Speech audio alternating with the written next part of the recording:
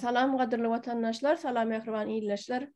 Salam gelin gyýlar, siziň hemmäňizi hoş gördük bugünkü gepleşigimizde. Bugün gepleşigimiziň esasy temasy biz üçin, biz aýal gyzlar üçin, Türkmenistanyň watandaşlary üçin bir digip geçýän bir problema, bir de degişli problema. Täze gelen yani goşadırnak içinde prezident, mena ona prezidentim diyetim bilen o dilimem maranok te menin üçin ol atadan prezident dälli, ogla asla prezident däl, men onu hata edemok prezident dip. Ine şol goşadırnak içindäki prezidentin gele gelmäne o şol yani oturuşda kürsüde oturup oturman başlandy. Birinci bilen yani halkın atasynyň edişýaly gözüni gorkutmak, yani polisiýa işgärlerini tutsak edip, olara jerime çekdirip, olara çäre gördürüp, ýöne bir köçedäki prostoy halky ekranyň öňüne çykaryp, olary bir-birden ene men şu ýol günlerini bozdum, maşyna gidip barýakam, tiýilligimi ýokarlandyrdym, svetofor gyzylýan durka geçdim, ene şoň alatlar bilen boyunlarını sallaşıp halkın önüne şolary görkezme esbap hökmünde ulanýada, oyuncak edip ulanýa. Gele gelmäne postuna, gele gelmäne inşaatlardan başlady. Innem biziň bilişimize göre aýal gyzlaryň egin başyny, aýal gyzlaryň üstü başyny, aýal gyzlaryň ýa-ni daşky keşfine ünferip başlapdyr. Näme üçin döwletiň başyna oturan adam, ene döwletiň başyna prezident bolup geldiňmi? Näme üçin öz döwletiň global problemalaryny bir gyra goýup, gelin gyzlaryň ýydyna kowalap ýörsiň. Ine şo gelin gyzlaryň ýydyna şolaryň egin başyna ünferip, şolaryň dyrnaklaryna, şolaryň saçlaryna ýa salonlar ýapdyryp, ýa-ni türkmen köýnek giymeli, ýa-ni toýlarda ak köýnek giymek bolanok, kelläňe fata dakmak bolanok, guppa giymeli oň ýerine. Egnine gırmady keteni köýnek giymeli, ak köýneň ýerine. Şolar ýaly bir bolgusyz ýurdun bir aýdaly bir prezidentiniň etmäjek işi, şolaň goşulmaýjak işi näme üçindir şu zatlar, owluk zatlar bilen uruşup ýör. Şolaň ýydyna kowalap. Näme üçin? Ine şol temamyzyň, biziň ine şuňky temamyzyň esasy şu zatlary gozgap geçeliň. Şuňky temamyzyny şu datlar barada gelinýär. Her kim bilýän datlaryny, aýdasy gelýän datlaryny aýdyp biler. Şuň kim birinji söz aljak, men Tuğçe elini galypdyr. Tuğçe söz bereýin birinji bilen. Salam Tuğçe. Salam Uleçarybay, salam gyzlar, salam vatandaşlar. Hazır sizden belep geçtiňizde Türkmenistanyň bular yüzü garası, maskarası bular. Bizlerin näşe Türk'te hazır şu ayallar, Türk ayalları bizlerin üstümüzden güle oturttular. Bol oturan zatlara. Ya bir ayal kızların, kadınları, Türkler kadınlar dedi, kadınların hakları var. Kadın hakları. Nem için bizlerin ayallarımız öz haklarını kullanmadı. Daşarı yurtta mesela hayvan hakları diyen bir neme var. Hayvan hakları. Bizlerin ayal kızlarımız hayvanlar çayım yok mu? Ne için kullanmayalar?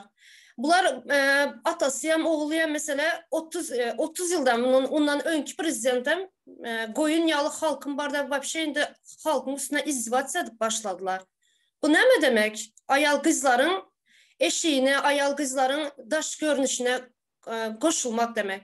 Mesela benim saçıma karadı. Ben şimdi gidip her geze saçımı boyamalı. Ben her ayda bir geze saçımı boyamalı mesela. Ben gidip prezidentten indi saçımı boyamak için hormatlı prezidentimiz, ben saçımı boyamak isteyen, bana şuna ruhsat berýän mi dep soramalı mı indi şunun için? Mesela ben dırnakımı boyasım geledi. Ben çıkıp gidip prezidentten benim duşuşum var, ben toya gidecek duşuşum var. Ben gidip şundan izin mi almalıydı? Bu nerenin maskaraçılığı? Türkmenistan'ın ayalları hem Halmuratan'ın aydışyalı nemeňize çıdasanızlar gözünüz yandak bilen sirinlar. Bu ne demek? Her zatınıza karıştırıp her bir ayal maşkalanın, kız maşkalanın en atası karışıyor. Liçni жизньна. Ayal maşkalanın hem eri karışıyor. Hemen bu Türkmenistan'ın ayal kızlarının hemesinin eri mi bu? Atası mı, radicili mi? Hemen karışıyor. Türkmenistan'ı bunlar ata, oğul, sirka örüldüler. Bunlar özleri hem kloun. Bu ne demek? Maskaraçılık oldu. Sen prezident, ben önkü gepleşiklerimden belirlep geçtim. Prezident demek ne demek? Prezident demek halkın hizmetkarı. Bunlar belki Türkmen dilini, öz dilini düşünmeyen, ben bunlara Ruslara taptığı için Rus dilinde aydın. Вы слуга народа. Sizler halka hizmet etmeli. Sizlerin çıkar oturan kanunlarınız ne hil kanun? Sizler halka behbitli kanunlar çıkarmalı. Mesela sağlık sistemasını, bilim sistemasını, çağalarınız cahil öz oturan. Sağlık sistemasını alalım. Geçen bir video geldi Türkmenistan Halkın Sesi kanalına. Bir ene ağla oturan. Çaresiz. Bir kakoyta apendisit bolanın için. Apendisit. Zor bolsa bir saatlik nemesi var apendisitin. Operasiya vakti var. En prostoy operasiya. Pul tapmağın için çaresiz ene ağla oturan şunun üstünde. Şuların üstünden karanlar. Turistik sistemanı açınlar.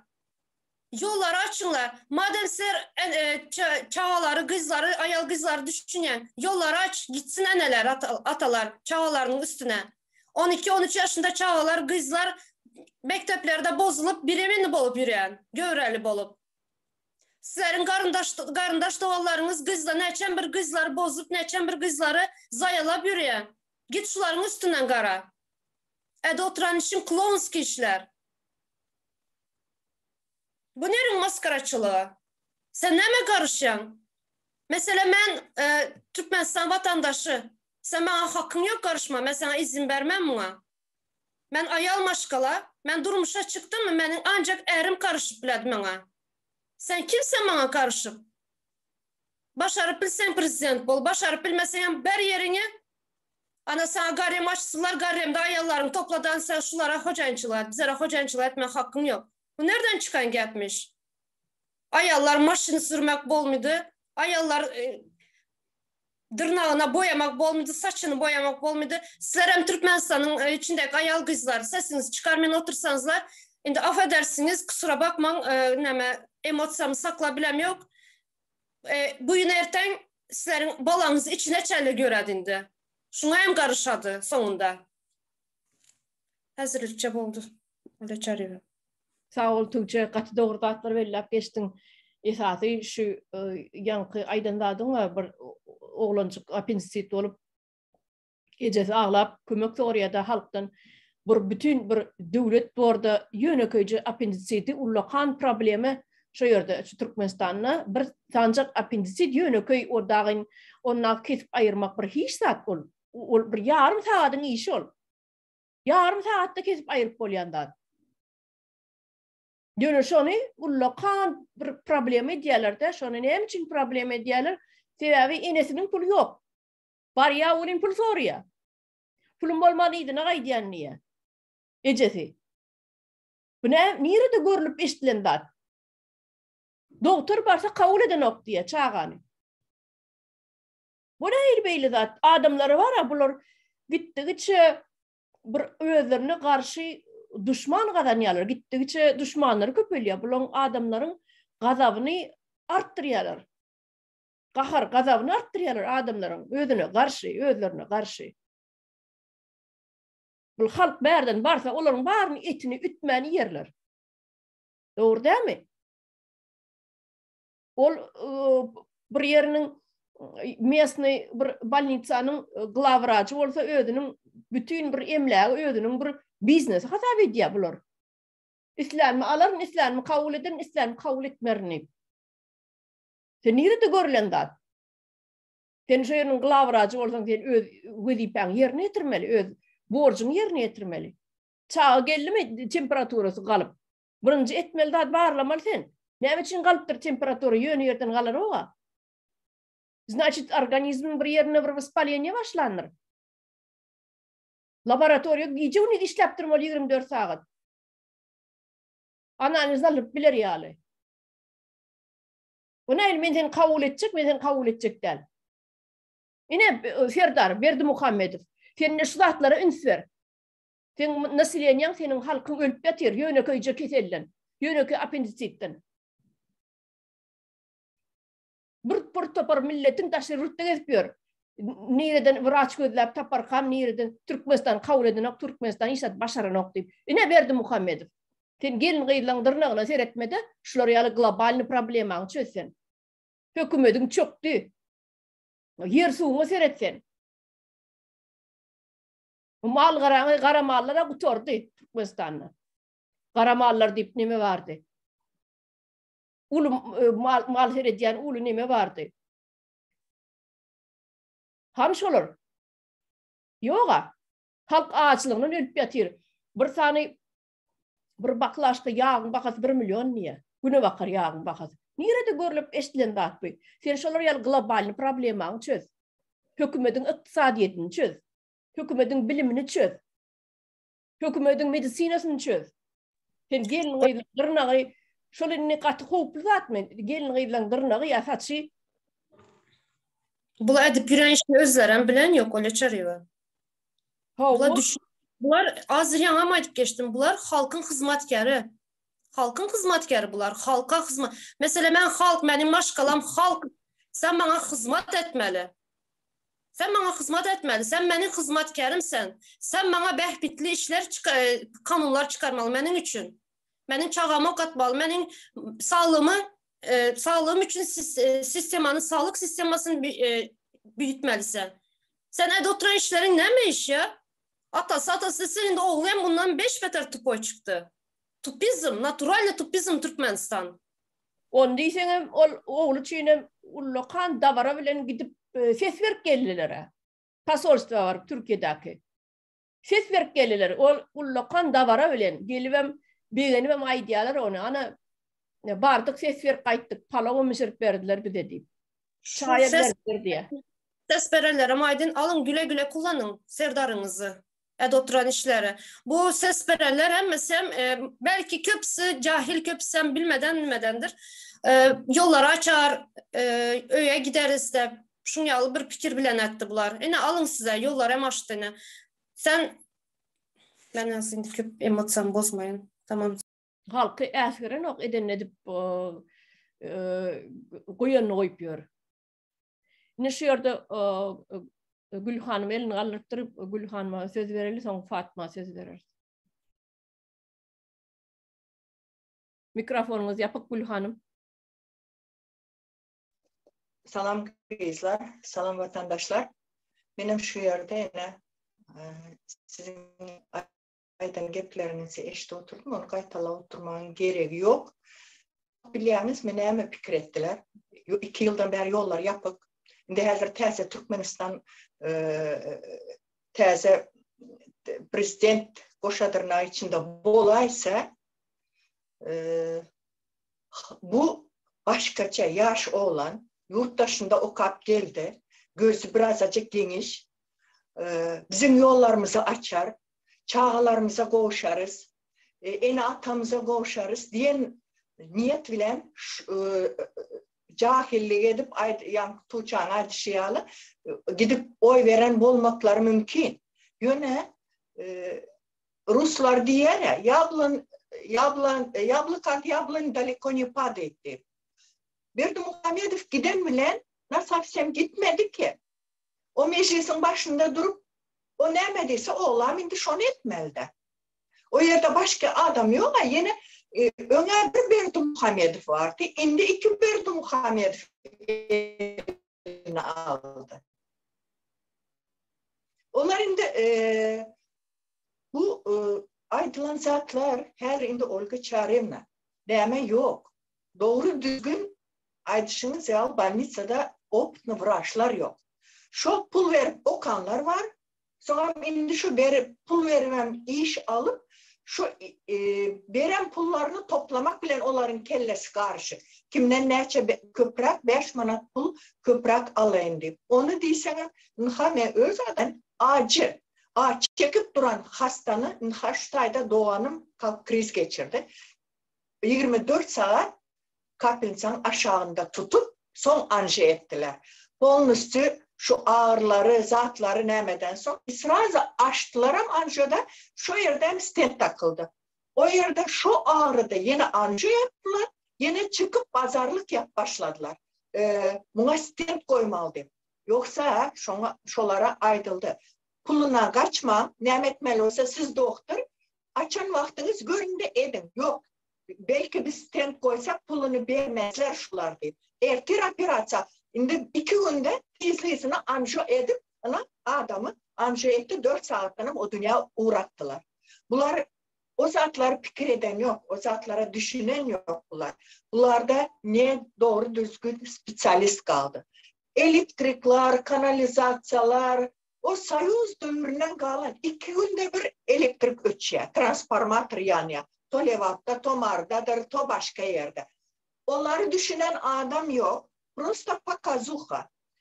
Bir 100 tane, 200 tane yalakanı önüne koyuyorlar. Müzik edip, çepek çalıp, dans ettirip halka dışarı yurda gösteriş var.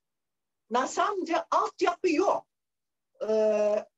Ya da bunlar edecek bolsa ya, Olga Çarina bunların perdenin arkasında duran adamlar var. Bunlar ettiren yok. Bunları şu neyme aydılsa şunu ediyorlar. Belki de şu perdenin arkasındaki adamların baskısı altında olmadık bolsalar, bunlar arkayın ederdiler bu zatlar. Ne biçim yolları açıp bilen yoklar. Ne mi? Onların yolları açması ne mi mesela? Значит şu perdenin arkasına açmam yolları. Siz perdenin arkasındakiler şu yolları açan yandayınızda yurt dışındakilerin gözü açıldı uşu.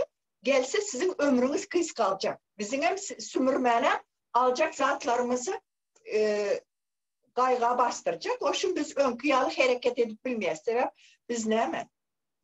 Devlet boyunca yurdumuz 4. yerde duran yer. Bizim baylığımız, halkımızı 2. kuvvet edip işletmeyen hakkı var. Şu alan baylıklar bile arkayın adam başına az olanda 400-500 dolardan bizim oğlanlarımız var. Akıllı başlı şu oturan yerinde prosta dışarı yurda satılan baylıklardan çıkarılı oturan neçesi o çıkarılmayın oğurlanı oturanlar var aşağıda. Şu biz şulardan din malı deyip halkı kösev. Kim bunlar? Serdar Berdimuhamedov, ben sana yüzleniyorum. Siz kimsiniz? Siz Huday mı? Siz bizi öz yurdumuza, ana vatanımıza, çağalarımızın yanına, bizim öz öyümüze alma. Bizi dışarıda tutmak için kim size bu nemeni verdi? Kim bu ruhsat verildi? Nereden alıyorsunuz siz bu gücü kuvveti? Kim size bunu şunyalı et diye sebep Çin birinci gezek şu in yayran koronavirüs. Koronavirüsa yok diyeniz ama bu yalan. Misal için komşu golamda, komşu kardeşin neçesi koronavirüsten yok aldı. Biz görüp derse. Belki dışarı yurttakiler aldap bilirsiniz. Yani bizi aldap bilmeyeniz ki siz. Biz Türkmenistan'ın rahatı. Ne için siz na какой основание haysi hukuk bile interneti kısyanız. 5 minut gürleşsek, 5 minutta 5 gezek telefon donuyor ya. Biz öyümüzdekiler bir özünü görmenimiz görmen, bir didarlaşıp bilemiz yok. Bu hakkı kim veriyor size? Siz neçe enatanın, neçe çağaların göz gargınçlarını, gözyaşlarını, bunlar siz o dünya gidende bunun cevabını net vereceksiniz. Kiryos mezarlığı dolup yatır ya. 2002. yıl çağacıklar yatır o yerde. Sizinkiler ne yapışadık diyor? Yurt dışında halkın pulunu oğurlar. Keypse adayıyor. Bizim çağalarımız çağa değil mi? Biz halk, eğer bir halk ayağa kalan yağdayında o bir saatten bulup biler, bir günden bulup biler, siz girmeni deşik takmarsınız. Aklınızı başınıza aylan. Biz internetleri açın, yollarımızı açın. Bize eğer halka görünmek istesen, eğer halkım sana yaş yurttaşına o kadar büyük ümitle nämet. Yöne indi men aydanım bilenem hiç zat olmaz. Biz sistemanı güdüyle değiştirmesek olgu çaremle bu sistema çöktü. Tamamen çöktü uşun. Hiçbir zat bulan yok bu sistemadan. Belki de şu Berto Muhammedovların öze şu indi kalan kaçanlar bir zat etsek kaçal deyip durandı. Ben öz şahsi fikrim o. Bakar şu yerde duran yeni son nämederim. Kızlarım geplesin. Böyle sağ olun Gül Hanım. Şu yerde Fatma söz verelim. Şöyle elin alırdı. Birinci son Tuğçe söz verir. Salam kızlar hemeyse. Vatandaşlar salam size de. Benim şurada kızlar özümün fikrimi aytacak. Yine 2 günden beri ben şok düştüm. Öyle çağırayım siz yanı bellep geçtiniz. Bu prezidenti ben prezident deyip hasar edem yok deyip. Benim şunu gol dayan.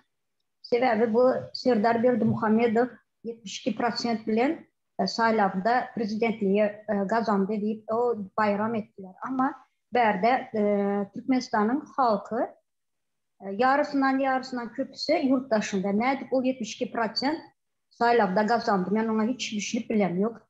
Sonra şu 1-2 günlükte gepleştim diyenin sebebine hemen şoka düştüm. Tuğca yanı bellep geçti. Kızlarımızın, öyle çarnesinden bellediğiniz kızlar, gelin kızlarımızın zinalların parmakları, saçı yine nämesi hem zadı bilen işi var. Ona Angrat'ta koyalı, indi gelin kızların balağı bilen işi var bunların. Şunu düşünüyorsunuz. Ben şuna yaman şoka düştüm. Ben utandım bu zadı dinlep. Yine yaman kıynaldım. Mesela içindeki gelin kızların, zinalların yağdayına katı kıynaldım. Bu näme demek? Bu indi bu zat onların işi oldu mu? Utanan yoklar mı bunlar? Ahlak taraftar nəhli adamlar bunlar. Nəhli deyip bunları düşünmeli indi. Bu Türkmenistan'ın içindeki yukarıdaki oturan onlar bize terörist deyip ona at verdik. Teröristler nəhli adamlar bunlar. Terbiyesiz, ahlaksız, moral taydan buzuk adamlar bunlar. Bunlar nedir? Bu gelin kızların balağını barlayanlar nedir? Ben düşünüp bilemiyorum bu zada. Yani şu hakikatmış. Şu Türkmenistan'ın içinde şu zatlara izah edip başlatmıştık. Mış değil o doğru hakiki zat o. Yani bunu ben ağzıma getirip bilem yok. Hiç geplevem bilem yok. Ben sebebi şokta 2 günden beri. İndi ben berde zinallara, gelirlere, kızlara, Türkmenistan'ın içindeki vatandaşlar size yüzleniyor. Sonra erkeklere yüzleniyor. Siz nəhil adam bulduk biz dünyada. Prosta maskara bu, maskara. Türkmenistan'da başka iş kalmadı mı bunlara? Başka problema yok mu bunlara? Haçan da Türkmenistan'ın içinde her bir adım anırda problema bulup duran. Azı siz bağırmak, büküp sanap başlasan dünya sanıyor oldaki problemalar. Ölüp gittiğini kaysı, ölüp gidip oturanı kaysı, yaş diyen yok, garı diyen yok, orta yaş diyen yok.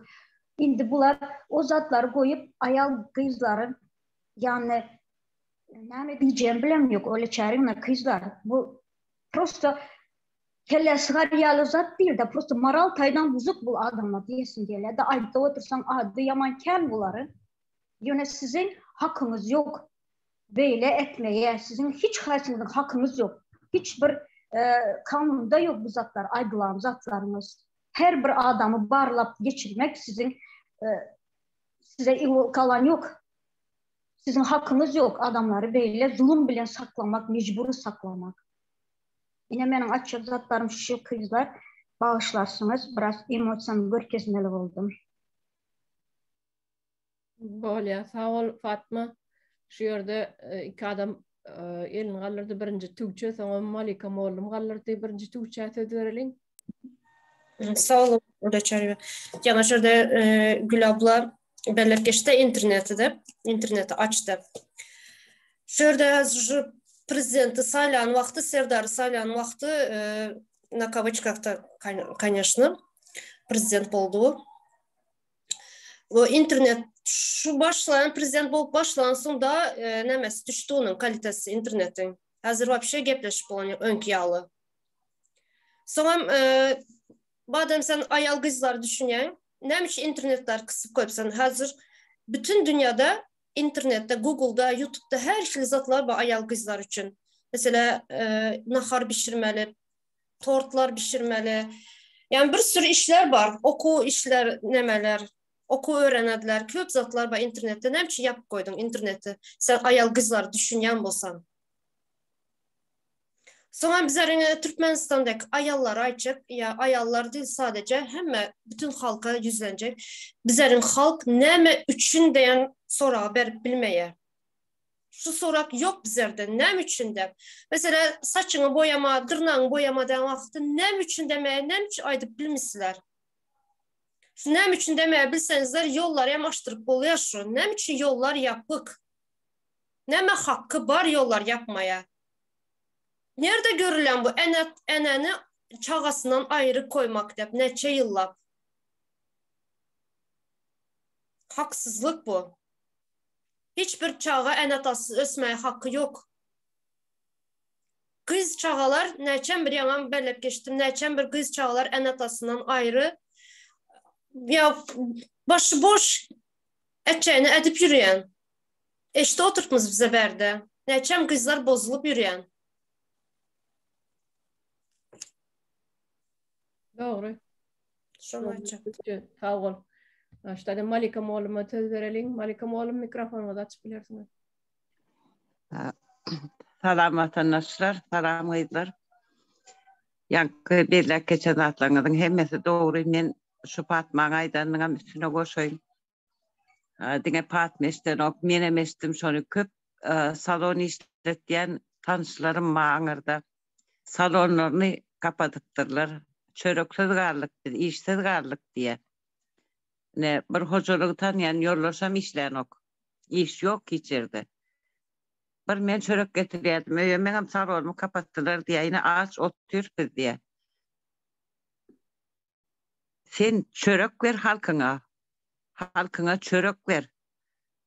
Terörist sen onu biliyorsun onu. Sana adam verdik. Şondan yok orada bir at bulan olsa da sana şola adı verirdik. Armağan yok. Teröristlerim seni görse ağzını açar. O teröristlerim sen etyenlerdir. Talibanlar katlaşıp yor kakan. Şolara betleyenlerdir onu yardardı. Sen ayarlıyla ağır namusunu düşünmeyen olsan, publişin doğumları ne için kakan açtı? Kakan doğrunun açılış var. Her bir şehirde 2'den 3'ten celephaneler var. 14 yaşından 40 yaşına çenli, İslam yaşınızı gelip saylap bilirsiniz diyemsinler. Bu neyme? Bağlar mı ol? Sen halka iş yerlerini açıp verdine. O ne prezidentlik arkada olayan olsun. Yollar aç. Türkmenistan taşınını o kilos mezarlığına taşınını. Sen bundan katık o havarın var. Sen onu yani ahlak, ağır namus düşünüyen olsun. Yurdun taşınına senin yalakalan cerepçilik ediyor yurdun içinde de. Sen halkı ağdırıp o yollara salandan son olup. Yönököy halkın çörek yiyen yerini kapadan olup. Tırnaklarını bağırlap, taşlarını bağırlap. Balağını bağırlayanlarım hakiki. Menem eştim bir küç yerden iş yerine baranına eteğini kaldırıp balağını görkönmemişsin. Ey sen ayarıyla balağı bile ne yapmışsın var? He? Başka problem olan bitti mi? İnternet işten ok. İşsizlik devam ediyor. Açlık var. Halk gün görüp bilen ok. Musurkodan karton baklaşka çöpleyen çağacıklar çörek taptılarım. Paketin içinde olsa alay diyeceğim deyip alyamışsınlar. Çörek paketten içinde olsa alay deyip. Sen şu duruma getirdin. Sen Afrika'dan beter. Sen Kuzey Kore'ye köle gösterse de olmadın ha. Sen ayargıydıları bunların ne için namazlı, hicaplı gelin gıydıların yağlıklarını sıpırıp alanlarını diyadığını düşün ok mu?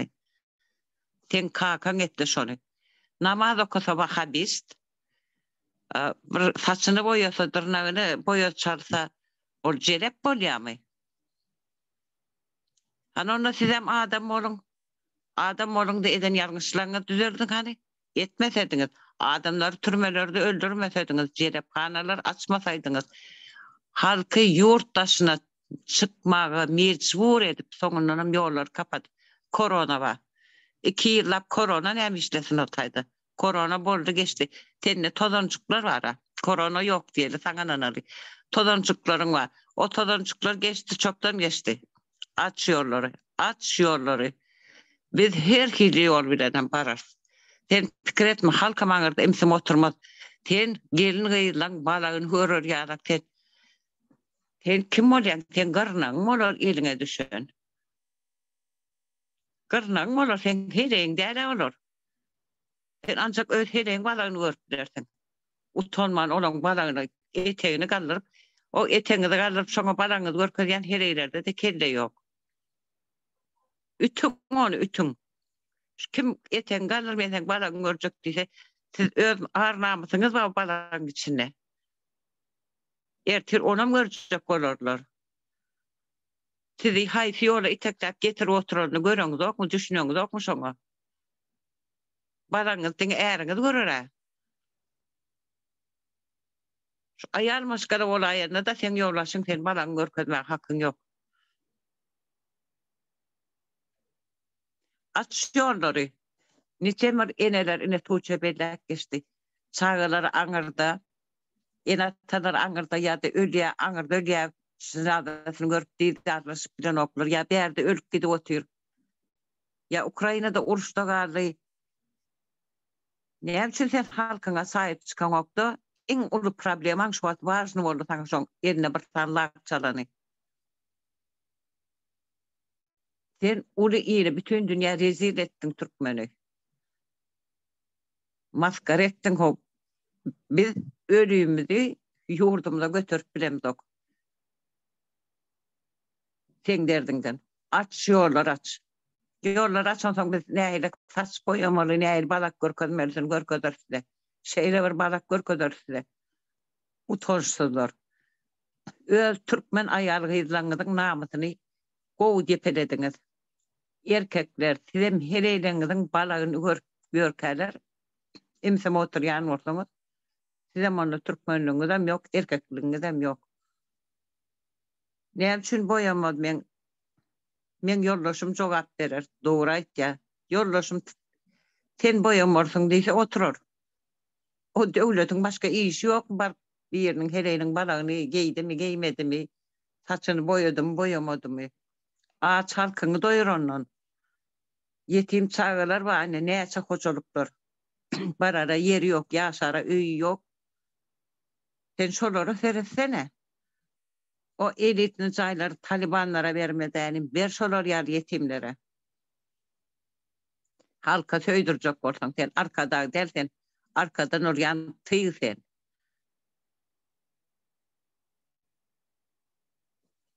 Köp sen entek et yazatlar. Halk bilmeyenler eken halk biliyor. Sen şu türmeler bilen korkudan halkı. Türmeye basaymasın diyenler öyle bir gün sabır kesesi doğulur. Şu adam ayağı kadar ölsem hem indeştaydı türmedik sanım deyip dızacaklar sen üstüne kat kendir. O iyilin ayarmaşkadan dırnağı saçı yeresi bilen. Erkeklerim azıcık arnaması goran arnamasınızı. Uyuyorlarınızın enelerinizdir, ayarlarınızdır, yan yoluşunuzdur, şoların balağına, saçına bir yerde oturan terörist karışmana hakkı yoktur. Şoların hemmesini teröristlik ilan ettik biz. Polisi işgərlərim şoları kontrol etmeni, eyle geyme, beyle geyme demene hak yok. Şu, kim olsun şotayda, oğlum olsa, bak direktörüm olsa, hanımefendi balan görüyor, ben hak yok, var, urup, kırıp, saçını yolup kaydın. Beydip, korku oturman, ağzınızın sineğini bir ağzıcık koran. Heleğinizden ertir veriyorsun, gelip yatacak değilse de sesinizi çıkarmarsanız siz. Konu balağa gelen olsa. Şu atlıkça şunaydayım, benim ödümden gitmeyin. Assalamu alaikum oğlum. Ahlaydanlarına da koşulayan. Hakikaten sesini çıkaran halk sesini çıkarman o terörün gittikçe bunların alyan kanunları mı kararları mı katı bir absürt gittigiçe absurt olup gidip bar ya. Hayran galaymaly. Nira gülçeňem bilen ok, aglajaňam bilen ok bilen tapyp alýan, kabul edýän kararlaryna men hayran alýanna. Şu wagt Şöyle tapam bak, şu daşerutda häzir aýtdylar. Islenlik adamyň ýakyna geçip barýan adamyň ýakasyna tutdy. Aýdyp berne Türkmenistanyň prezidenti, Türkmenistanyň gelin ýyllarynyň balaklaryna çeni beretdirýär, ýaşandyrnaklaryna çeni taşlaryna çeni boýatmalar, salonlara çeni ýapdyrýar diýsen, şu eňekler aşak düşüp şuňa gelerde ankaryp durarlar ýüzüňe seredip. Sen näme samraýan milýänmi diýerler. Emma meze sorawy Serdara berýän. Sen terörist, Serdar, sen aklın yerine mi? Men sana berýän şu taýdaky ýaşaýan demokratik döwletiň ýaşaýan halkynyň berýän sorawyny men sana berýän Serdar, sen aklın yerine mi? Şu döwletiň global problemasyny beýlap bir ýana süýşürip goýup, gelin ýyllaň ýydyna gelip şu balagy bam ýokmy? Saç kellesini, saçı boyulmadykmy, kellesini ýalyk bam ýokmy? Şu zatları idarlap yürümek utanç dämi senin üçin? Sen plintusdan aşak düşdüň Serdar. Ataňdan beter öňürtdiň. Bular legalni gelen adamlar däl, hökümetiň başyna. Bular terörist, bular terror bular. Terror. Ýöne köçeden gelip oturan adam terror. Bir kanun basıp alan şol oturan kürsüsüni. Terror sen Serdar. Awol konstitusiýada prezidente sögmek bolan okdyp kanun kabul edip aýtdylar. Sögdürmäň özüňizi. Halky şeýdip bersen halk sögmezmi sana? Şeýdip bersen. Bu şu wagt bara. Dogry aýtdyň Malika molum ýa-ni. Gelin ýyllaň inne dodugyny da seredýärmişler. Boýalmadyk ine şuny ýerden bir tanışym gurun berdi. Türkmenistanda inne bu pravoslavny Paska bolan soň bizde bu wagt görýän, sizde gijrak bolmaly. Ýer bilen pravoslavny şu çerkwlere gidip sveçka goýýarlar, boýalan ýumurtga eltýärler, Paska bişirip eltýärler, bulan özüniň düzgünü bar da. Özüniň pravoslavny nemeleri çokunýarlar şo ýerde sveçka goýýarlar, öyle diýenler bar bolsa şu Hristos Voskres diýip munyň inni şoňa gidip barýas awtobusa minip bolýan diýýärmişine. Soň bir astanokada da polis ofiseri minip diýär. Hem oturan aýal gyýlan diýär, ýa-ni maskasyny typyrdyp başlady diýär. Birden inni maska dakynmak bolanok o kadyp haýrangalyk bolýan. Asl o diýär, dodo kraskasyny şony ştraf etmek üçin aýlanıp ýör diýär. Polis ofiseri gödüňe getirýäňizmi siz? Türkmen millet, ine men size yüzlenýän. Siz gödüňe getirýärmi? Näme derejede şeýle düşdüňiz siz? Ine şu hökümetiň gelip düşen derejesi ne şu? Plintusdan ama aşak düşdüňiz siz. Hökümetiň başyna oturanlar. Gelin ýyllaň şu dodo kraskasyny maskalaryny typyrdyp barlýar diýär awtobusyň içinde diýär. Meniň aklym alanok. Senin o taýda milletin gyrlyp ýatyrka, ýurdun ýarty bölegi daşarurtda gul bolup işläp ýörkä, hojalygyny eklep bilmeýärkä, çağalar intek ýaňy ýören çağajyklar ölüp ýatyrka kesellen, şolaň derdine derman ýok, apteklerinde derman ýok, derman aljak olan bir adamyň bir aýlygy Türkmenistany, sen şular ýaly global problema seretmän aýal gyýlan dodogyny seredýärmi? Kraskalymy, dyrnaklar kraskasyzmy şoňa seredýärmi? Serdar, sen şolar ýaly şu plintusdan aşak düşen adam ekeniň sen. Barıp ýatan. Senin aslında da mazgin ýokdugyny bilýärdik biz. Senin çüýren mazgin içinde de zat ýok sen. Kakan pulunu okandyňda, Şwitsariýada okanamyň. Ya Moskwada, pasolstwada bir köbekçi bir plan piskan bolup işlänem bolsaň, sen kakan güýjü bilen etdiň şu zatly. Sen kakan güýjü ýok bolan boldy, kakan ýok. Şu ýerde kakan ministr olup oturmadyk bolsaň, seni selkoz institutda okuyakan narkomany isklüçet etdiler institutdan, selkoz institutdan. Ona mene kakan ministr bolandan soň seni vastanavit etdi okuň şu ýerde. Bunan bilýär hemme dady. Şolar ýaly kellen içi boş oturanja duranja bir narkoman ýöne näme diýär? Näme diýär? Baýlygam ada barayam nira var ýaň diýse men götü bokla kellesi Gürlese de ağzı eğri bayın oğlu gürlesin diyeler.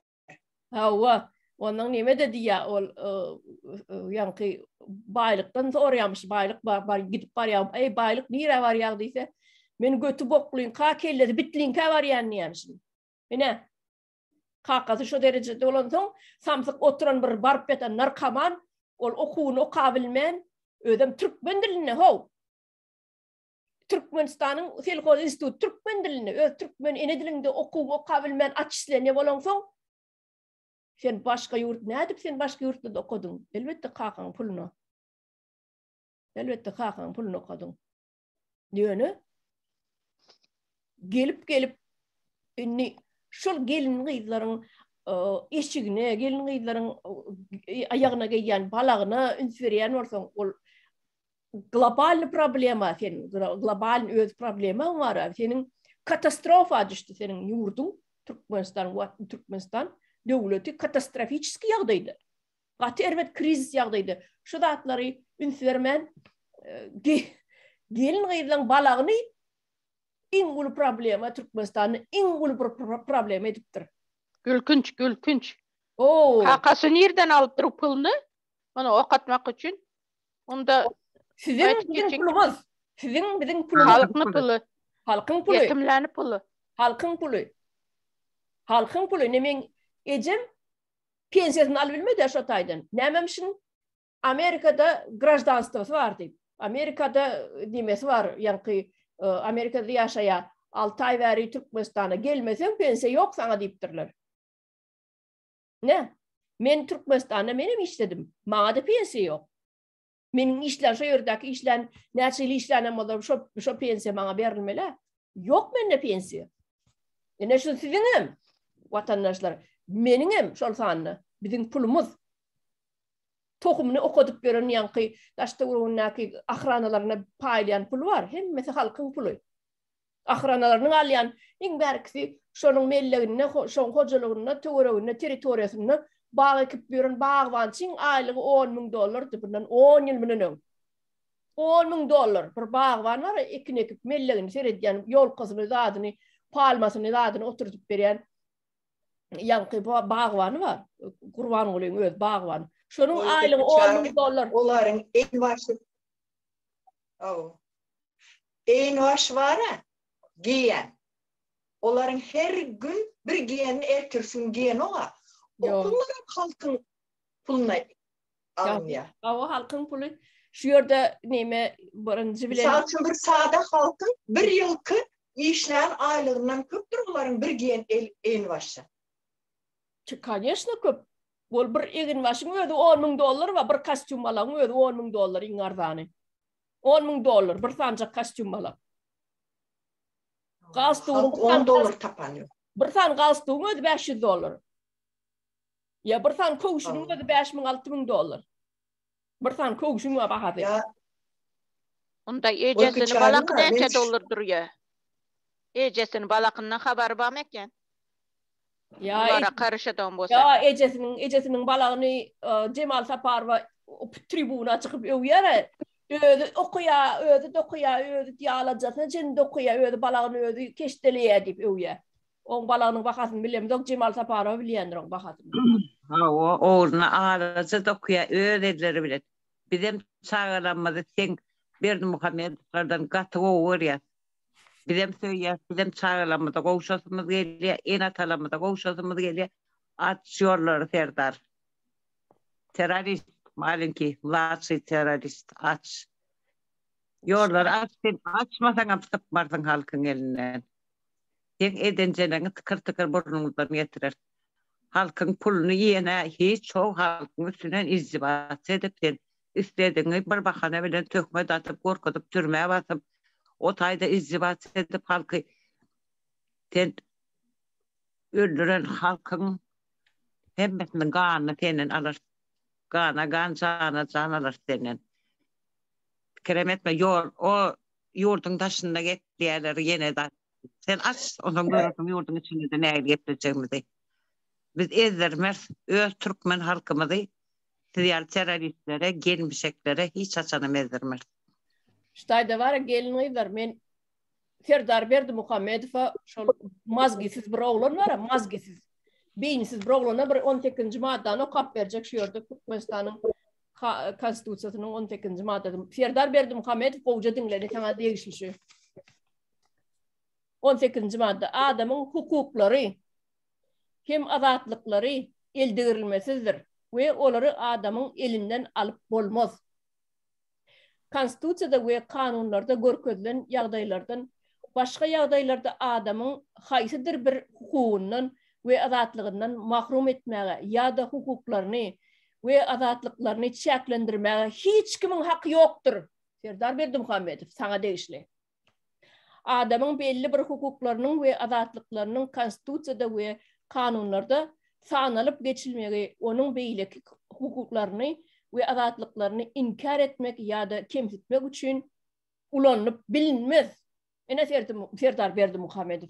Sen okuşny, eliňe alla oku, halk bu zatlar bilen ok diýip pikir etme. Halk bilýär bu zatlary. Her kimiň şu adamlaryň her kimiň eline şu konstitusiya raspečatka edilen görünüşok man bolaýmaly, her kimde de bar, onan bilýänmi. Şu oturan gelinler hemmesinde bar şol. Biz okuýarsam bilýärsem özümizin kanunlarymyzdan bilýäs, özümizin hak hukuklarymyzdan bilýäs. Ine sana şu adamlaryň hukuklaryny ýa azatlyklaryny çäklendirip bolmaz diýe, ýa mahrum edip bolmaz, hiç kimin hakkı yoktur diýe. Senin näme hakyň bar? Gelinleýlaryň ýa maşin binmek bolanok, bulara prava bermeliler. Ya egneşigi onyak bolmalylar, toyunny ak köýnek giýmeliler. Senin ne işin var? Hani senin konstitusiýaňda Türkmenistan azat döwlet diýip ýazyldy.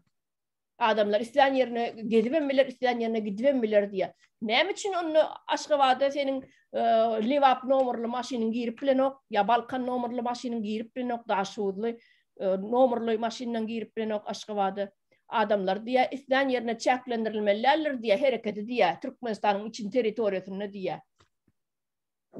Sen okan okmy bu konstitusiýany Serdar Berdimuhamedov? Özüňizçe bu konstitusiýany podup ýazyp özüňizçe düzedip oturýarsyňyz, o taýda size oýunjak bolmy konstitusiýa? Intak biz baraly sizi geçişmede seyret intak. Siz terror. Kanun kaydany nereden bilsin bu samsyklar? Leyla Hanım aydı verin size söz vereli. Salam vatandaşlar. Salam. Bir kanun degen prezidentler başımıza bir bela bolup geldi. Menimçe. Sebebi kızlarını saçı bilen, sakalı bilen, giyecek, toyunda giyecek foto göynekleri bilen ne işi? Tırnakını boyamasın, saçını kesmesin, yüzünü boyamasın. O ne demek o? Nerede çıkan kanun kayda o? Bize onu neyini kabul etimiz. Şunca halkımızı, vatandaşlarını odan depede yokuna yandılar. Yok atıverdiler. Bu ata bağala, atası. Şimdi balasından ne isteyimiz bunu? Bunu kim prezident de kabul etti? Bizlere kabul etimiz bundan yarım yartı yani kapasız insanını.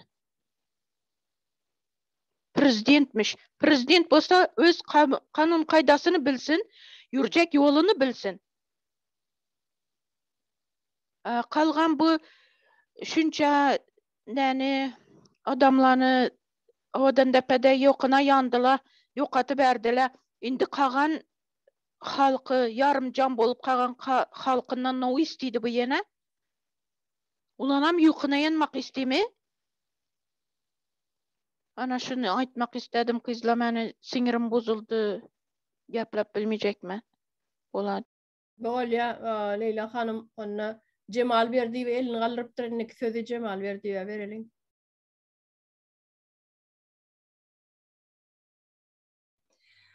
Salam kardeşler, vatandaşlar. Şu bizim Türkmenistan'ımızda Serdar Berdimuhamedov'un yalanı var. Sebep hemmez adam yalan. Hiçbir kanun yok, kanunlarının gücüm yok. Terörist bunlar. Diyeler de asmanımız arası terörist yok, bombalamıyorlar. Terörist başınızdakiler. Serdar Berdimuhamedov bir kanun veren. Türkmenistan'ın böyle büyük problemalarını bir yana ayırıp onun kellesine ağırdası gelmiyor. Hezet gezecek, bir eli yağda, bir eli balda. Yine ayal kızların ayıp bir Türkmen ayal kızların köynüğünü kaldırıp balağına seyrediler mi? Öyde olsam enin seyredip bilir de ayağına zadına yöne atan, kakan, ağaların seyretmez. Öz atan, ağaların seyretmez. Ol bir nirenin niresi sen köynüğünü kaldırıp balağına seyredecek. Onları düzediğince başka zaten düzetsin. Hem Türkmenistan'ın halkını, sağda halkını aldı ya. Ay neçe adam biz türmeden boşalttık. 900 adam ya da 1000 adam. Nerede türmeden boşaltıyorsunuz? Yolda 2 tane çağı ursu ikisini ama türmeye basar ya birini basar. Günahsız giden adamları türmeden boşaltıp onun gazette boy paylayalar, haberlerde hormatlı arkadaşımız yine bir karavörümüz deyip. Onlar günahsız adamları boşaltıyor. Beyleki oturanlar, önlen oturanlar ne için boşaltılmıyor? Küçücük bir urs bilen, zat bilen düşün ya da yolda gidip bari ne için giyeceğin içinde ne mi işlepiyorsun? Köçüde alıyor onu 5 yıl, 8 yıl kesiyor. Ben oğlum 8 yıldan 15 yıl görkeziliyor dedi. Ondan sonra pul soranla dedi diye ay kanun bir rezindir haysi tarafa çeksen onu gidiyor. Pul versen düzeltip oluyor. Kesin pul bereler çıktı. Başka çıkan adam yok. Önünden var onu amisiye düşürecek deyip bir sürü pulunu alıyor sonra ol çıkıyor. Ne için 20 yıl türmede oturan var. Ne için olur boşaltmıyor. Olduğuna yurdunda şundakiler haberlerde gepliyor bir yarıncın bir çıkıp hormatlı prezidentimiz yine bir prezident hormatlı prezident değil o teröristin başı o Talibanların dostu Talibanlar arkayını giriyor Türkmenistan'a hiç yolda tam ozunum saklamıyor arkayını geç gidip yiyor o Talibanın dostu bizim halkımız şeyde pul verenler amisiyatçı ondan sonra böyle gürlüyor o problemalarını düzelsin. Türkmenistan'ın dışında kalan ölenler var. Ne için Türkmenistan'ın içine almıyor? Yani atasının o haramulun atasının melleği mi? Çekirtken atasının melleği mi? Mirası mı? Bizim vatanımız. Halkın vatanı. Haramlarınki değil. Şu atlıkça aytacaklarımdan ibaret. Sağ olun. Böyle sağ olun Cemal verdi ve şu yerde Türkçe elini kaldırıptır. Hele Türkçe de Sağ olun geçelim. Az şurada yana Malika ablayam, Cemal ablayam bellep geçti terörist dep, neme dep, Talibanlar dep. Bunlar Türkmenistan'ı Afganistan'a mı evirecekler? Neçenci asırda yaşayız biz? Mesela hazır yana baştan bellep geçtiğinde Türklerin ayalları bunları eşitip sizlerin prezident geri zekalı mı dedi. Geri zekalı ne demek? Geri zekalı demek samsık demek. Kellesi işlemeye. Aklı izde kalan demek. Bu nereden çıkan zat? Mesela Türk de hazır Türklerin prezidenti şunyalı işetse var ya Türklerin ayalları parçalıydı bu prezidenti. Protesta çıkıp, dışarıya çıkıp, yola çıkıp. Uzağım gitmeli, Türkiye'm gitmeli. Komşu Özbekistan alalı. Komşu Özbekistan'da var mı şunyalı kanunlar? Şunyalı kararlar var mı? Ya utanmadan bu nehil yani prezidentlerin başka bir nemelerin yüzüne nehil karapılıyor bu. Ayala ya sen prezidentleri bırak kenara taşla. Sen erkek olmayı bil. Sen birinin ayağına birinin simyasına neme koşuluyorsun? Maskaraçılık. Sadece maskaraçılık. Kloun bunlar. Debilizm.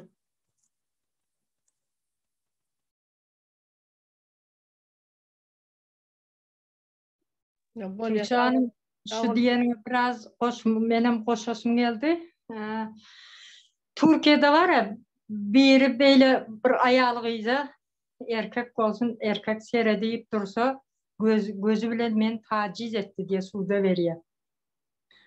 Bizim Türkmenistan'da neydi? Gelip durup sen köyünü kaldırıp balağına seyrediyor.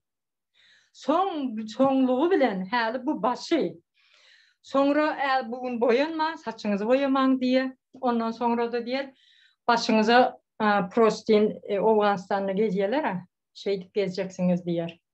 Hakiki Taliban, men terörist diyen bunlara. Benim Türkmenistan'da hiçbir kanunum yok. Türkmenistan'ın haysi yerinden tutsan kopup eline geliyor.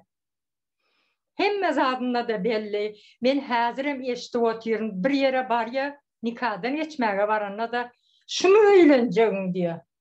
O kız evine giymeye yok, prostoyca koyunak bilen varsa, Zaksviridaki oturan kız, ve şunu eğlenecek kızın deyip tımşığını yığır getliyor. Son yali yok orada, biraz vazife ilteşti. Ondan sonra bular birini ezmeye, onu da kim haramulu yol verdi. Sebebi halkı birine düşman etse, onun için arkayın da olur birini kırıyorlar sonra. Bizim halkımızdan biraz gözünü açıp akıllı başına gelse, ağzı bir olsalar, parçalasın şu polisiyası var mı, yeni bir zadı var mı, şonyalak eden adamın üstüne hücum etsinler. Öz hakkını talep etmeni öğrensinler. Ne için deyip soru versin, gözünün içine bakıp soru vermeni öğrensinler. Ol şoňalak yerde gelin gıydlara mene aýtjak gadım Cemal Berdiýan diýen dadyň isini ýetirjek. Göre 3 metr 5 metr arada distansiýa saklasınlar. Polisiýa diýen adam aýal gıydlar bolsun erkek bolsun golaýyňa ondan 5 metrden ýakyn gelmäge hakam ýok. Gelmesin dursun aňyrakda dursun. O aşağını köýnüň aşağını barlamak ya balagyny barlamak ýerde dursun. 5 metr golaýmada geläýme diýmeli. Yani şular yani erkekler nerede kaldı? Yani erkeklerimiz gururu nerede kaldı? Olam soru ha o da gutardı. Yani şuýda Yine bu balany nämetmek ya dırnağına ya dodağına maskasını ayırmak değil. O her bir adamın şahsı öz nämesi. Onu daş adamsam şundan soramadan şuna dokunup şunu edip bilmeye. Şu telefon, обыкновенный telefon. Ben bu elimdeki telefon şundan sorama hakkı yok hiç kimin. Özün lichni zadını nämetme hakkı yok. Men pikirimçe bu da bir genotsidin bir planlap tapılan bir zadım kad. Yani o çarına bu misal için 15. 16. yıllarda ise yurttaşına Rusiyadan kosmetikalar nämedilýär, sipariş edip alınýardy. Kosmetika girkizmek bolanok. Sigaret girkizmek bolanok. Soň bular öz biznesini edip, например, vodka çıkarılan nämeler var, fabrikalar kiçicik işledip nämede oturan däno tarapda misal üçün Levakda bardy men bilýän toylara zakaz edilýär. Şolara çelliyem yaptırıp hemmesine özleri öz Berdimuhammed öz klanları el koydu. Şu şercinin içinde marı olsun, Balkan olsun, nerede bir yağlırak, nereden bir 5 manat pul düşer yağlı yer olsa öz ellerini almak için. Hazır şu salonları yaptırdı diyenizin sebebi yadınızda olsa saat 10'dan sonra kafeler işlemeli değil diye bir prikaz çıkardılar. İşlemeli değil 10-11'den sonra yapmalı diye. Yani onların özlerinin açan kafe, restoranlar dana deyince canlı müzik bilen, spirtnoy içki bilen işleyedi. Biliyorsa o zatları. Şu salondan, naverner yani ay geçtiniz, şu aydanınızda bir canı vardır. Hem meninkini yatırıp, yatırandan sonra şu nämeni özlerinin vardır, şu salonları özlerinkini işletecek olayandırdı. Şunu aydayn dedim.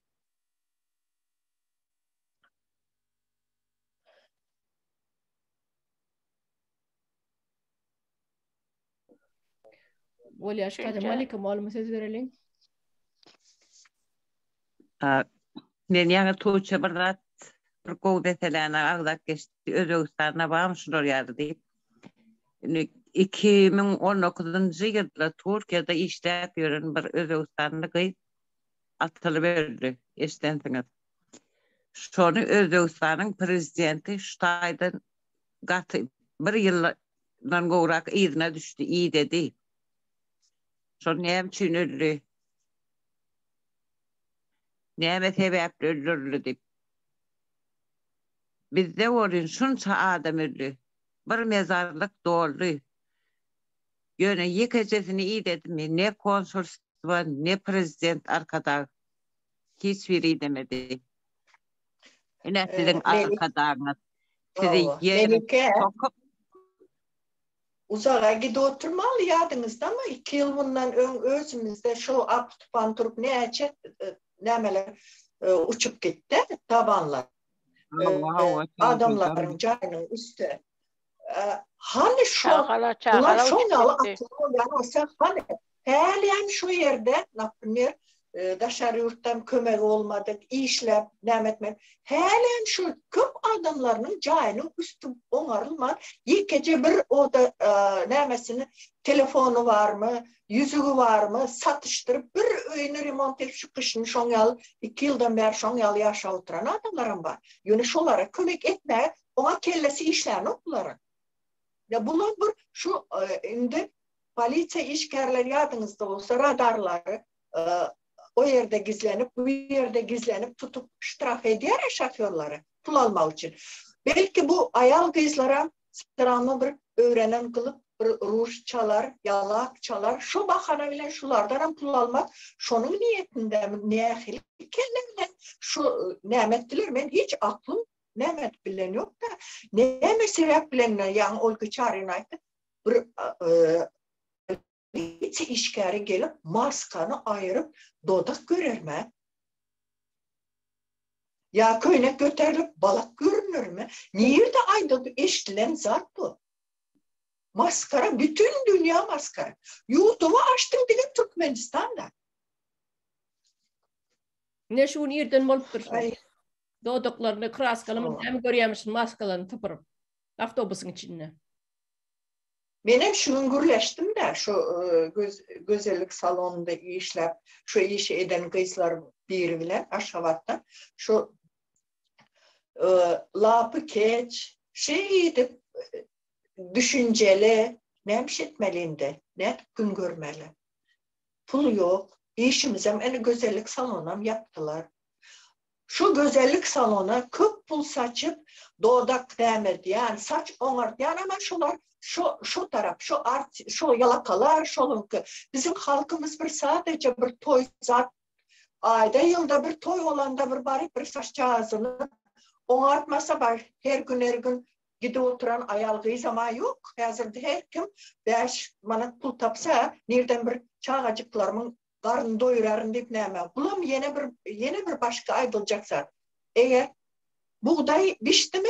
Eğer tayar durmalı. Komitet işgari, politsiya işgari onu kararlamalı. Şu buğdaylar nereye yokuluyor? Halka cevap veren adam yok. Şu buğday elinden alınmasa, yağ zavodun yağları pahtan şeninden çıkan zat. Öz pahta zavodlarımız var. Şolar satılmasa halkımızın doğru düzgün ağaçlıksız, zatsız, normal hayat sürüp bilecek. Yani şunlara halkın işlence hep zatına elinden alayanlar.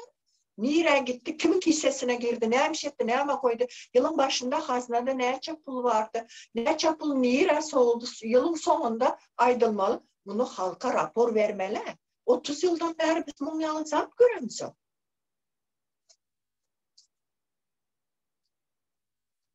Ha barandan sonra nesip olsa yurda baranımızdan sonra bunların hemmesi yine şu halka açacak oluyor. Şimdi bundan sonra halkımız hiç kimden korkmasın.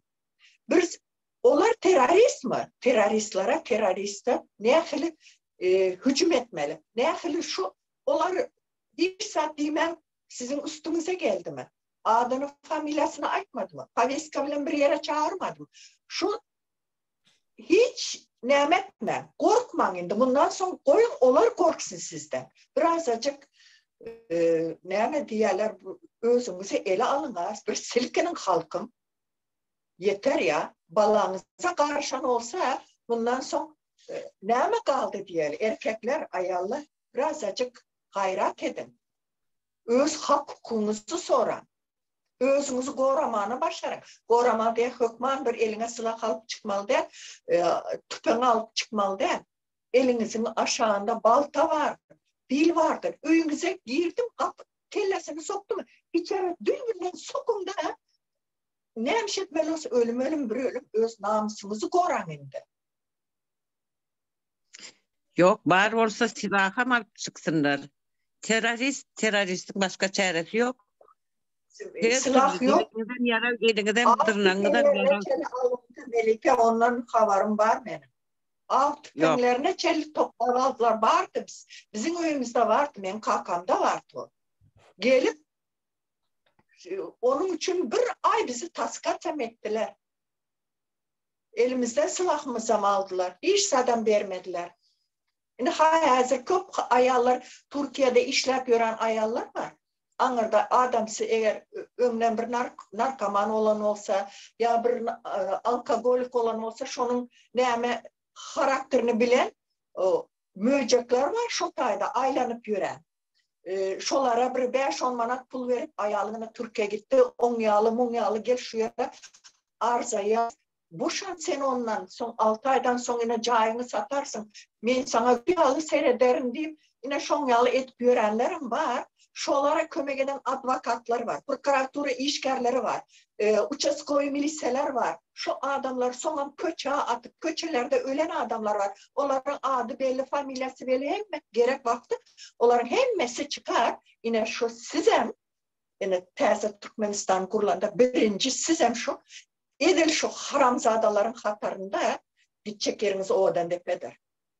Şunam ayda indiydim vakti gelin vakti. Doğru ya o. Güllü onda orayttınız. İşte de Fatma elini alırıp durşanıza söz verelim. Ben şurada Malika ablanın diyenlerine koşulayan şu Kilyos Öle'deki yapan vatandaşlarımız giden hemmesi yaşlar, köprak diyende. Gelilerim var, ayarlarım var. Yine geçen yılda bizim herkesine zinanlarımız yüz tutup YouTube'lara çıktı, TikTok'lara çıktı. Keseli olan sonki canında ben gideyim yurduma. Çağcıklarımın nefesi bilen azıcık olsam bidarlaşın son ben gitmeli adam ben gitmeli. Keseli zinanlarımız yalvarıp YouTube'lara çıktı. Şu konsulda işleyenler de hükümetimizin ne diyen at tutup hükümet deyip oturanları var. Şuların hemçe şu ayal giysilerimizin, gelinlerimize sahip çıkmadı. Hemçe eye çıkmadı. Onlar birlik etti ya bu zatlar vatandaşlarına şuna çekilen derdi. Şu zenalları eğer biz halk gerek bulsak şu hükümete bizi böyle hiç kaçana mertebemizi, namusumuzu böyle aşağı düşürmezdiler. Onlar hiç nahil olarda adamçılık kalmadı vatandaşlar. Şunun içine bu terörist toplarına karşılığımızı görkezmeli vakti geldi. Özlem ilk vakti geldi. Siz onlardan korkmalı değil, onlar bizden korksun indi. Sebebi ne ki Daşar yurtta Türkmenler yaman katıken, ölüp giden, gitip giden yaman katıken hiç kayısı şulara iyi çıkan yok. Konsuldakilere hiç hem iyi çıkan yok. Yani o içeriğine mesela şurada sorak verecek. O konsulun işi ne mi iş etmeli? Şu hakta azıcık olsa şu vatandaşlarımıza görün etseniz şu ölen, giden halkı için şular alade etmelidir ya doğru mu o içeriğine? Absolutno doğru Fatma. Absolutno doğru. Şu yurdun taşına çıkan bir rayet var olsa. Şonun ehlisini ilçhanan ilçisi, şu edaranın ehli işgərləri borçlu olya. Şu vatandaşlarının önünü ehli hizmetleri etmeli olya. Şoların pasportlarının sıroğu tortada uzaltıp vermeli. Hükmani suratda. Ol hiç ile ki cedelleşik neme işlerde cedelleşilyanem derler. Gayra koyulyanem derler. Hükman üstüne işlemelidir.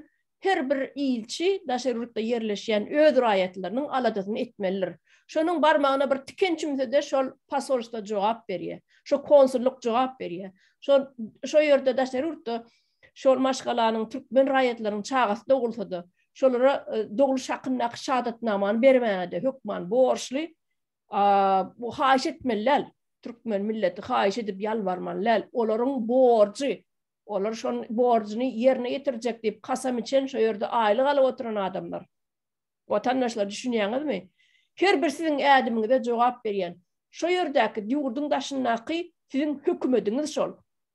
Şol siziň polisiňizem şol, şol siziň dom pravleniýaňyzem şol, şol siziň häkimligiňizem şol, şol siziň saglygyňyz üçin barjak doktoruňyzem şol, hemme zatda şo tak ýetitmelisiz. Türkmen grajdanlary şo pasosta ýetitmeli. Siziň öz Türkmenistanyňyzda gidip bitirip bilmejek işleriňizden, ähli kagızlaryňyň, ähli dokumentleriňizden, ähli zady şolar bitirip bermeli. Hiç şeylik gaýra goýulmasyz, orta alınıp bir maslahatlaşılmasız, hökman suratda ýerine ýetirilmeli işlerine şolar. Şo pasolstwan, şo ilçixanadaky ilçiniň gösgöni özüniň borjy. Her bir grajdanyň şo ýerde şo durmuşa çykjagam bolsa şo çözýär. Problemasy çözüp bermeli. Ya bir spravka gereken bolsa Türkmenistanyň alyp bilenok, gidip bilenok bolsa pasolstwa ýüz tutýar. Türkmenistanyň ýürüýti edaralaryny ýüz tutýar da siziň etmeli işiňiz, ýanky sizi alyp bermeli. Size gerekli dokumentleri şolar alyp berýär. Näme spravka gereken bolsa, ya bir peçat goýmaly bolsa özleri peçat goýup berýär.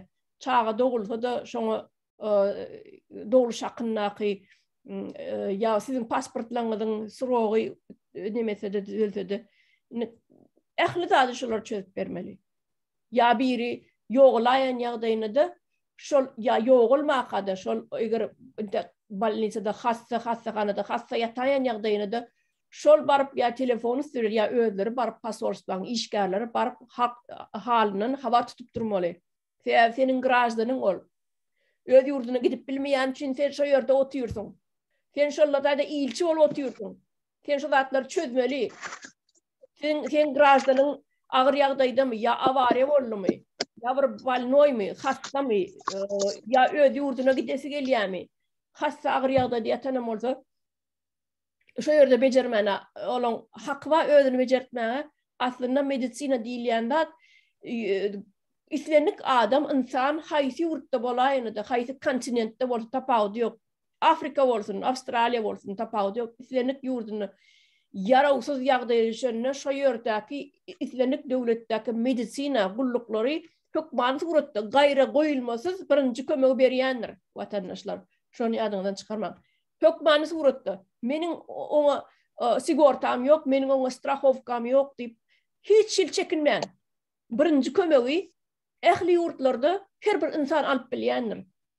Sebäbi onuň üçin ýürüýti humanitarny kömekler berilýändir. Humanitarny olardan hiç pulum alynok oň üçin barıp bejerdeniň üçin ya temperaturaň gyzygyny galyp baranyň üçin ya bir eliň aýagyň döwülüp bir gips goýduranyň üçin hiç senden pul alynýan näler almana haky ýok.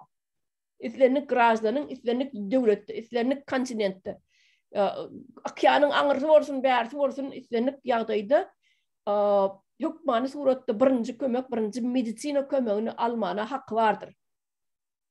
Ýeni bu aşly edip sen üstüne pul ýüklemege de ýüklemelem däl olar aslında. Ýüklemelem däl. Ýöne Türkmenden gelip düşen güni Türkiýede 2,5 milyon millet Türkmen milleti ýaşaýan bolsa, bularyň her iki adamdan bir adam hökman kesellep hastahanalary ýüz tutýar.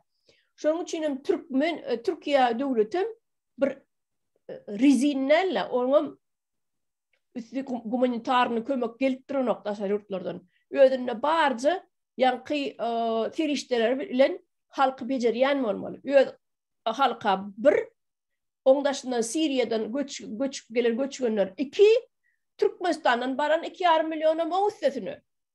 Türkiýe döwletine de oňa da agram düşýär. Olam rizinnelle, oňa baýlygy bir ummasy iýdi üzülmesiz baýlygy ýok Türkiýanyň. Şoňa da bir dogry düşünmeli.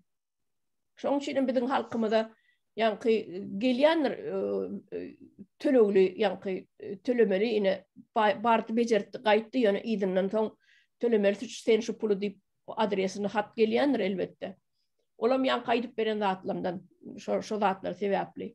Yönü yankayçıları ilç. Olga Çarina başkalara şu aydanınız yalın, например, Suriyallara, Türk vatandaşlarına son taksit ödersin. Yöne Türkmenlere polisi töle diyorlar. Sever Türkmenler yok, pul yok, tölep bilen yok. Bir gün 2 gün kalan pasportlarını taşlap kaçan neyçileri var ya. Şimdi Türkmenler elinde tutuyorlar. Ta pulu töleyince çıkaran oklar. Ha şu pulu tölep gel, son git diyelim. Başımızdan öttü. Doğanım yattı. Son ben ettim taksit else biz edip bilerdik ama sizin Türkmen halkınıza inanmıyoruz diyor. Sebep yok, ellerinde yok. Sizin ne eğer konsolosluğa varsa da çıkıp bu benim Türkmenistan'ın rayeti. İnha biz var. Şu töler taksit değilse ya bir son Azerbaycanlarda var eken bunam şu nemede vaktinde aydık konsolosluğa Türk soylu isteyip bir hat vermeldiydi. Misal için Türkiye'ye geldiniz beri Bannisa'yı indi alsanız bolan o. Bannisa düşmeden ön var konsolosluğadan şu rayet, Türk soylu rayet, biz Türkmenistan'da deyip konsolosluğanın mührü bilen hat getirin. Biz sizi yoğun bakımda biz bunlarla becermeye hakkımız var dedi. Ama sizde olmadığı için tölersiniz dedi. 11 milyon pul töledik. Yine şu tayda men yine de bizim ilçihanılanmadın, Türkiye'deki olsun, başka yurttaki olsun ilçihanılanmadın, direksizliğini anladı ya. Vatandaşlar şoların eline hiç gücün yoktuğunu anladı ya. Şoların bir boş edaradığını anladı ya. Eğer sen boş edara değil olsan, bir işleri bitirip bilyen olsan, senin bir gımmatın, hormatın var olsa, sen öz grajdanına, öz vatandaşlarına, istenik yurtta sen kömek etmeli, şolara grant bolup durmalı. Bir rayetın senin kesellep hastahana düştü mü, sen şonun arkasına grant bolup durmalı. Şu rayetlerin sen enesem, atasam sen mi olayan? Daşar orta oturan pasollar var, enenki ilçihanadaki ilçin özü. Şol rayet hastahana düşen yağdayını Türkmenistan bilen onların özünün nemesi olmalı. Yani kontraktı bağlaşılan. Şol rayetin becerilen hospitalin olsun, hastahanasında olsun, neçe belgisi var olsa, şonu konvertasyon edip, şu pul bilen özleri tölep vermeli. Ya da belli bir orta geliniye. Şol milletin, Türkmen milletinin şu yerde yaşa oturun devletinin sigortası yok olsa, strahowkası yok olsa, şunun çıkaran, hospitalın çıkaran çıktıcısını pasolstva orta neme geliyor? Dil bağlaşıp, yani hospital bilen pasolstva dil bağlaşıp, orta bir neme 50% skit edip, 50%'ine konvertasyon edip Türkmenistan'ın bankını üstünden geçirmeli. Şoların öz bugalteriyesine. Edilmeli, işte şunyan edilmeli. Yönü bizim pasolstvamızın Türkmenistan'ın İslenlik edarası çüren pıtrap eline geliyor. İslen. Boş edara deyip aydiyan beni olara. Boş edara.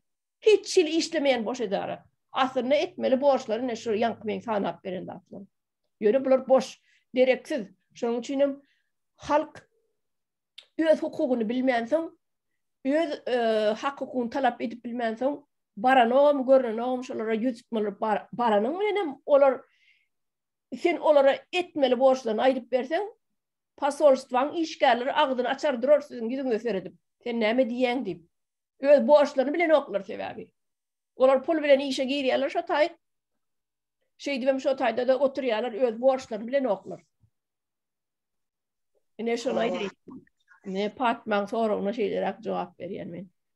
Öyle can. Pasolstvan bilen ok. Yönü iş diyorlar, işleyen ok değil. Kəbirler üçün 3.000-4.000 dolar versen ana sana yol açıp beriyerler. Bolmadık yere, söymedik yerine saygın yok yere şol teröristi arkadağım deyip kıyırıp bilsen yalakalı edip bilsen ana onu et derler. Bir kısanam reklam için balinoyları koy veriyerler. Olardanım sağıp alıyor. On son yankı Gül Hanım'ın aydan bir meselesi var. Şu an vermeyen kaçıp giden oklar Gül Hanım. Yok. Halkta şopul yok. İşte şu gelben. Yok, benim şuna ayttım Melike. Yok dedim. Yok, dolanı için kaçmak mecburiyetinde kalıyorlar. Pasportlarından taşınlar gidiyorlar. Şimdi şunu konsolosluğa ödemeli. Konsolosluğa ödemeli. Bana 4 tane Türkmen pasport görkestiler. Hayır, şey diyorlardı. Sizin Türkmenler değil. Ne bir şey deyin dedim. Yok, olar da dedim. Yok dedim. Sağlık sigortamızı aldırtacağınız dedim vize alanda. Yönet hiç yerde işlem o sağlık sigorta hiçbir peydası yok dedim. Neyme gelin ıydar ona şutayda hemmemiz aytacaklarım aydıp olmasak böyle deysek mükak diyen sebep 1,5 saat bolup var ya. Gepleşimiz şartlık olsa da ondan vatandaşlamadan nimet başlayan jalıt edip uzak gürleşýäňiz diýip. Bolýa onda her ýerde men aýratyn sag bolsun aýdýan şunuky geleniňiz üçin gepleşik geçireniňiz üçin her biriňize. Benim sağ olsun aýdýan emmeňize. Sağ olun kızlar, iyi akşamlar hepinize.